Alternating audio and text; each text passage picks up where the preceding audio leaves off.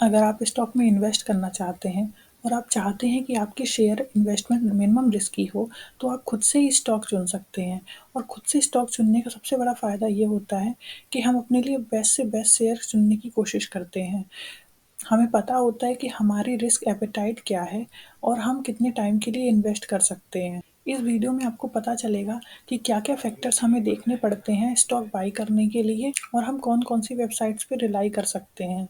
और लास्ट में मैं उन वेबसाइट में जाके कैसे चेक करें वह भी डिस्कस करेंगे। और पहला और सबसे इम्पॉर्टेंट फैक्टर होता है कि कंपनी की अर्निंग ग्रोथ क्या है। कोई भी कंपनी का अर्निंग्स या नेट प्रॉफिट कितनी परसेंटेज से ईयरली ग्रो हो रहा है। फॉर एग्जांपल कोई कंपनी 2020 में 13,000 करोड़ का नेट प्रॉफिट करती है और अगले साल 2021 में वो 15,000 करोड़ का नेट प्रॉफिट करती है, तो उस कंपनी ने 15% का अर्निंग्स ग्रोथ दिया है। नॉर्मली अगर आपको 15% से ज़्यादा अर्निंग्स ग्रोथ वाली कंपनी मिलती है तो बहुत अच्छा है। आजकल बहुत से सेक्टर्स इतना ग्रोथ कर रहे हैं, जैसे आईटी सेक्टर, एफएमसीजी सेक्टर या फार्मा सेक्टर। दूसरा इम्पॉर्टेंट फैक्टर है डेब्ट टू इक्विटी रेशियो। सारी कंपनी डेब्ट बियर करती हैं, even some of the most profitable companies like Reliance और टीसीएस। लेकिन हमें ये देखना है कि कोई भी कंपनी अपने एसेट से ज़्यादा उसने कर्जा ना लिया हो। अगर कोई कंपनी की डेब्ट टू इक्विटी रेशियो 1 से कम होता है तो वो अच्छा माना जाता है।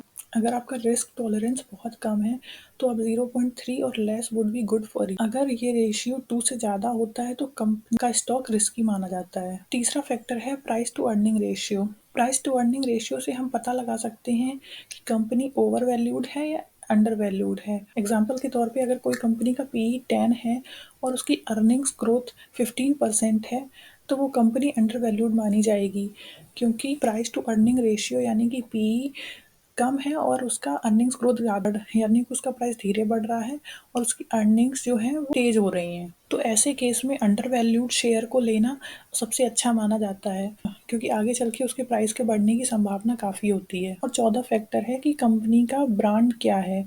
जैसे कि बहुत सारी कंपनीज हैं, लाइक अगर हम हिंदुस्तान यूनिलीवर का एग्जांपल लें तो हम देखेंगे कि वो ऐसे प्रोडक्ट्स बनाती है जिसकी वैल्यू कभी भी ख़त्म होने नहीं वाली है, जिसकी डिमांड्स कभी ख़त्म नहीं होने वाली हैं। बात कर लेते हैं कि इस डाटा को देखने के लिए हम कौन सी वेबसाइट्स पे रिलाई हों। वैसे तो बहुत सारी वेबसाइट्स अवेलेबल हैं, बट मैं यहाँ पे 3 वेबसाइट्स की बात करूँगी। एक है स्क्रीनर.इन, दूसरा है मनी कंट्रोल और तीसरा है टिकर टेप। तो एक-एक करके हम देख लेते हैं कि कैसे हम इन वेबसाइट्स पे जाके सर्च करें। तो यहाँ पे मैंने स्क्रीनर.इन खोला। यहाँ पे हम टीसीएस सर्च करेंगे या फिर कोई भी कंपनी सर्च करेंगे जिसकी कंपनी के बारे में हमें देखना है, तो यहाँ पे आपको वो कंपनी खुल के आ जाएगी। तो यहाँ पे टीसीएस का यहाँ पे मार्केट कैप देख सकते हैं, स्टॉक का पीई क्या चल, उसका बुक वैल्यू क्या है और वो कितना डिविडेंड पे करती है। और नीचे आप आके एक्सप्लोर कर सकते हो, यहाँ पे देते हैं ये लोग प्रॉस एंड कॉन्स भी देते हैं, अपने पीयर्स के कंपैरिजन में कैसा परफॉर्म कर रही है। यहाँ पे देख सकते हो सबका मार्केट कैप, सबका पीई, सबका डिविडेंड यील्ड, उन्होंने क्या सेल्स किया या फिर उनका आरओसी क्या था। क्वार्टरली सेल्स को ज़्यादा महत्व नहीं देती हूँ मैं।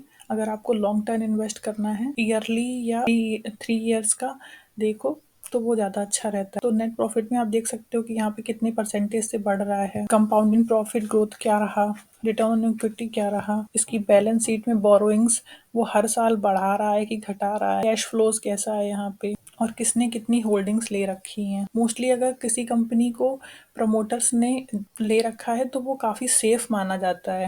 दूसरा मनी कंट्रोल की साइड पे हम एक्सप्लोर करने आए हैं, तो यहाँ पे हमने आईटीसी का शेयर ऊपर यहाँ पे डाला सर्च से बार में और आपको फिर ये खुल के आ जाएगा।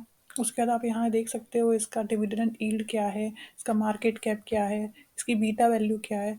बीटा वैल्यू बेसिकली अगर 1 से कम होती है तो स्टॉक जो है वो लॉन्ग टर्म में लेने के लिए कम रिस्की होता है।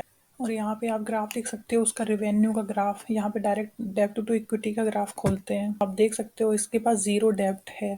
इसका इनकम स्टेटमेंट यहाँ से खोल सकते हैं, बैलेंस शीट, यहाँ से कैश फ्लो, यहाँ पे काफ़ी रेशियोज मिल जाएंगे जिसके रेशियोज के बारे में भी डिस्कस किया, जैसे पी रेशियो, बेसिक ईपीएस उसका क्या है, ईपीएस मतलब अर्निंग्स पर शेयर, डिविडेंड पर शेयर कितना देता है। उस तरह आप एक्सप्लोर कर सकते हो इस साइट को। और तीसरी साइट आप खुद जाके एक्सप्लोर करो, टिकर टेप नाम है उसका।